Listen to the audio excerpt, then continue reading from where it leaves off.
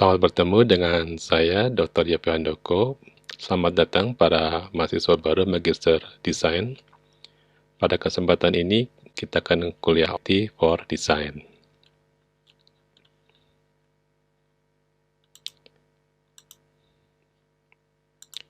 Oke, kita akan mulai perkuliahan.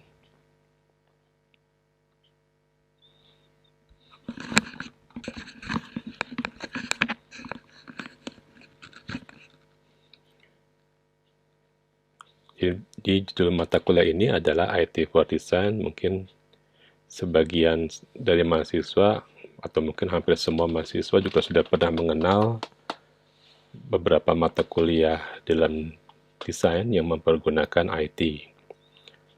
Mata kuliah ini akan bercerita atau akan membahas mengenai beberapa filosofi IT yang dipakai dalam industri desain.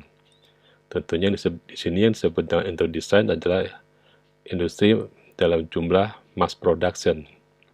Jadi bukan termasuk seni-seni yang dikerjakan oleh seseorang, tapi dikerjakan oleh banyak orang. Seni apa saja itu bisa seni patung yang dikerjakan oleh beberapa orang, seni desain. Maksudnya beberapa orang ini ada orang yang membuatnya, ada orang yang menilai, atau ada orang yang memesan dari karya kita. Jadi tidak dikerjakan berdasarkan hanya dari keinginan dari seorang desainer, tapi ada beberapa permintaan-permintaan tertentu yang harus dipenuhi oleh stakeholder yang mempengaruhi desain kita. Silabusnya ada sebagai berikut. Jadi kalau kita lihat pada gambar ini, IT for Design itu adalah merupakan irisan dari ilmu IT, Information Technology, ilmu mendesain, dan ilmu bisnis. Jadi di dalam mata kuliah ini, kita selain mendesain, kita juga harus tahu apa yang menjadi keinginan dari para pelaku bisnis, para pemesan, para pelanggan, atau masyarakat yang terlibat di dalam proses pendanaan dari desain ini. Silabusnya ada sebagai berikut. Pertama mengenai IT untuk meningkatkan industri desain, kesuksesan IT dalam industri desain. Di sini berbicara bagaimana IT bisa membantu dalam bentuk desain. Kemudian bagaimana pendekatan yang dipakai dalam industri IT desain, pendekatan apa saja yang digunakan supaya bisa mencapai tujuan dalam suatu industri desain. Tentunya ini di sini adalah tujuan bisnis. Kemudian bagaimana kolaborasi IT desain, bagaimana kita bekerja sama dengan beberapa pekerja, dengan anak buah kita, atau dengan desainer lain, atau mungkin dengan orang-orang teknologi yang bukan orang desainer. Kemudian ada etika IT desain, kita akan beberapa etika karena bentuk desain sekarang ini mudah sekali untuk dijiplak atau dikopi atau diplagiasi, maka bagaimana sih sebenarnya etika yang jangan sampai secara tidak sengaja kita melanggarnya. Kemudian ada portofolio IT design, bagaimana kita menyampaikan bentuk pekerjaan kita, bentuk mahakarya karya kita dalam bentuk histori. Kemudian bagaimana kita bisa meningkatkan value dari desain mempergunakan IT. Kemudian ada pemahaman untuk kebutuhan pelanggan, kita harus mengerti bagaimana otak atau pikiran dari pelanggan. Ada desain fraktal sebagai tambahan untuk melengkapi dari IT design, kemudian ada UX design dan augmented reality. Referensinya diambil dari beberapa buku, di sini saya tidak masukkan, nanti sambil berjalan akan kita sampaikan beberapa referensi. Oke, kita mulai kuliah pertama kita. Yang pertama berjudul dengan IT bisa mendongkrak atau meningkatkan dari industri desain, dari bisnis desain. Kita akan lihat bagaimana pengaruh IT. Mungkin hal-hal ini belum ada teorinya, tapi kita sudah pernah lakukan sehari-hari. Kita akan jadikan satu brainstorming pada hari ini. Kita akan lihat apa saja. Contoh yang pertama adalah untuk masalah kualitas. Kualitas akan lebih baik, lebih cepat kita memproduksi. Ini gambarnya dipercepat 3 kali dari gambar pembuatannya. Lebih mudah, lebih akurat, lebih cepat, dan lebih detail. Hasilnya akan lebih detail. Jadi kalau di sini filmnya adalah 5 menit, berarti pekerjaan ini cuma 15 menit.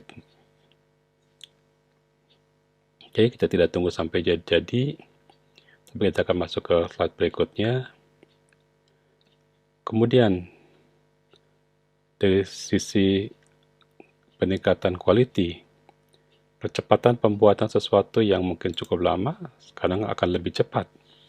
Contohnya ini printer 3 dimensi, mungkin sudah pernah ada yang mencobanya. Kita bisa membuat printer 3 dimensi menggunakan bahan plastik khusus untuk membuat suatu, atau akrilik untuk membuat suatu desain 3 dimensi, sehingga hasilnya lebih detail. Apalagi kalau yang dibuatnya lebih kecil. Ini contohnya, di sini penggunaan teknologi dimanfaatkan untuk meningkatkan kecepatan.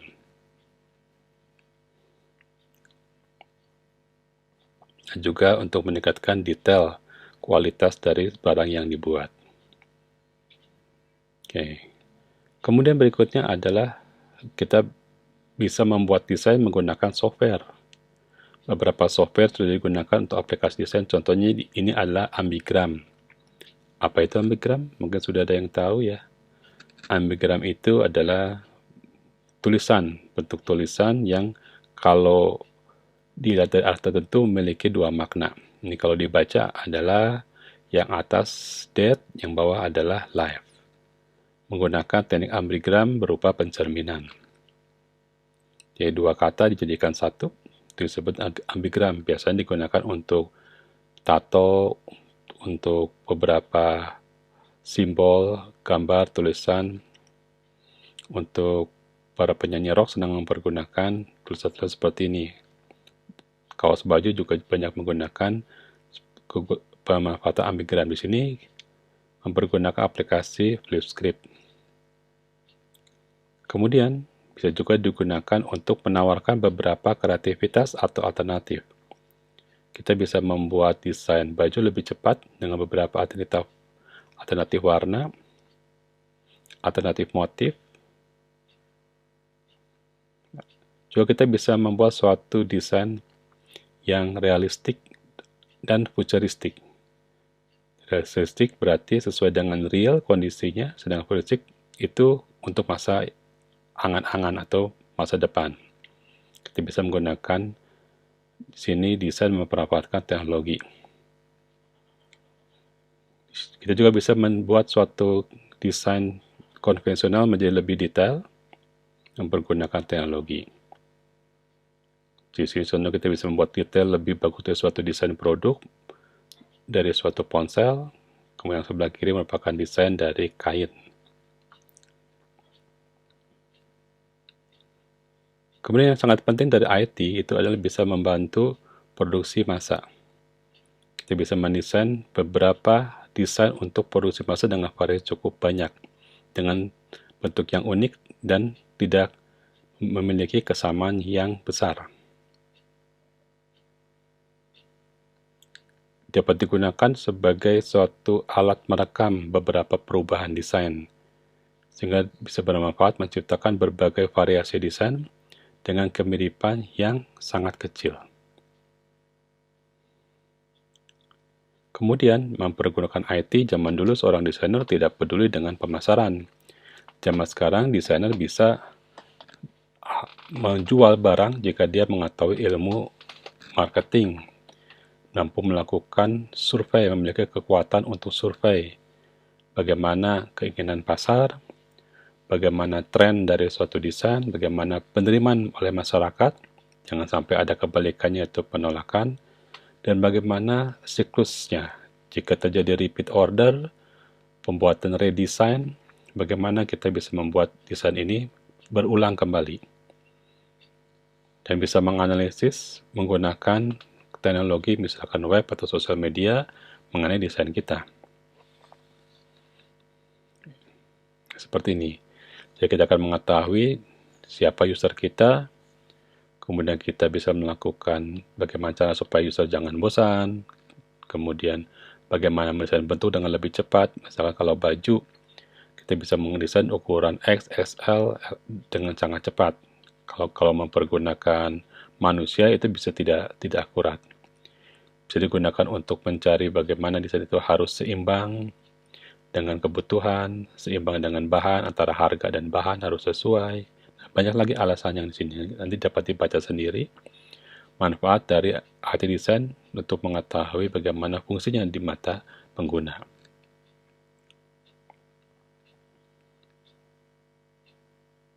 Kemudian desain bisa memperkaya sasana budaya tradisional menjadi lebih baik. Budaya konvensional yang asalnya tulisan manual bisa lebih baik.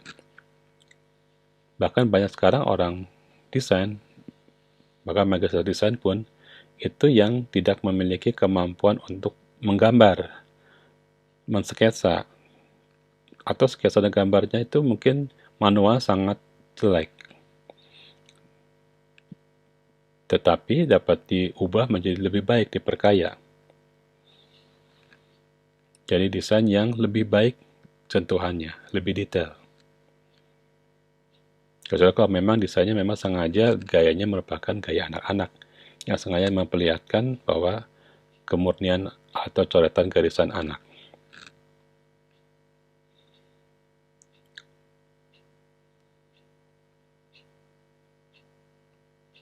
Misalkan ini merupakan tulisan tangan yang saya buat. Tulisan tangan ini cukup baik menggunakan pensil, kemudian digambar ulang menggunakan boxy untuk menjual suatu menu. Kita bisa dikatakan kemampuan yang kualitas manualnya memanfaatkan teknik tracing, kita gambar seperti ini menjadi berwarna yang lebih baik. Warnanya bisa macam-macam, kita ganti, kita tambahkan. Kita bisa menghilangkan objek atau menambahkan objek tertentu, memperbesar atau memperkecil objek tertentu. Ini merupakan teknologi IT. Kemudian dapat digunakan juga untuk proses-proses lain mengikuti keinginan dari dunia bisnis. Kita akan lihat di sini contohnya. Misalkan penjualan barang menggunakan barcode.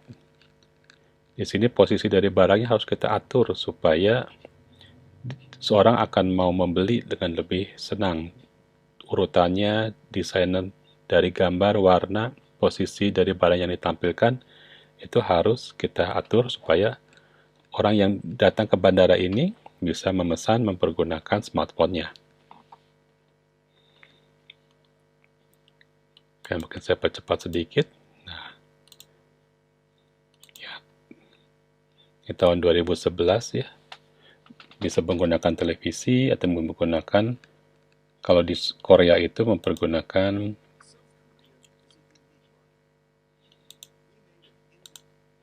ditempel di pinggiran dari dinding kereta.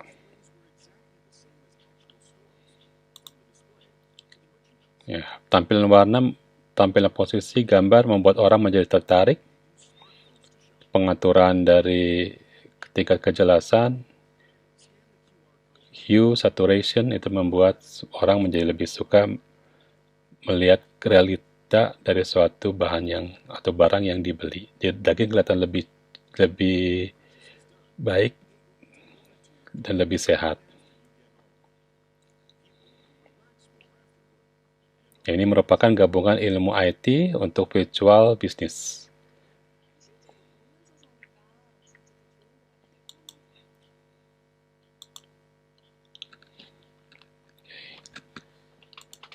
Ini contohnya, zaman sekarang itu orang bisa ya membeli barang dengan mempergunakan barcode. Ini sudah ada di Indonesia.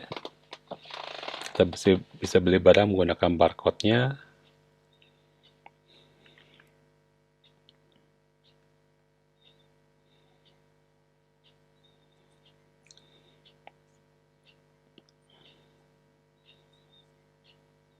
Ya, ini merupakan perilaku yang berubah, yang harus kita amati di dalam membuat suatu desain, sehingga sekarang penjualan menjadi lebih mudah. Oke. Penutup dari program ini ada tugas yang terus dikerjakan untuk minggu depan. Jadi buat presentasi tidak usah panjang-panjang. 2-8 menit, isinya mengenai pekerjaan desain yang pernah dilakukan itu apa saja. Mungkin waktu S1 pernah melakukan apa saja, kemudian apa keilmuan yang sedang atau akan ditekuni di dunia desain. Tujuan dari tugas ini untuk mendata bagian apa saja dari ilmu desain yang ada di kelas ini. Oke, jadi tidak perlu lama-lama, mungkin PowerPoint langsung presentasikan, nanti akan saya catat kemampuannya apa saja. Jika melewati 1 jam, kita akan teruskan. Tapi jika tepat 1 jam, kita mungkin ke depan hanya presentasi saja, tidak ada untuk kuliah tambahan. Oke, terima kasih.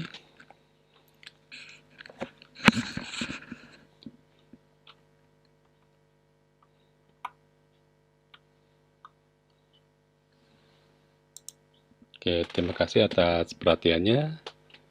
Sampai jumpa pada perkuliahan berikutnya.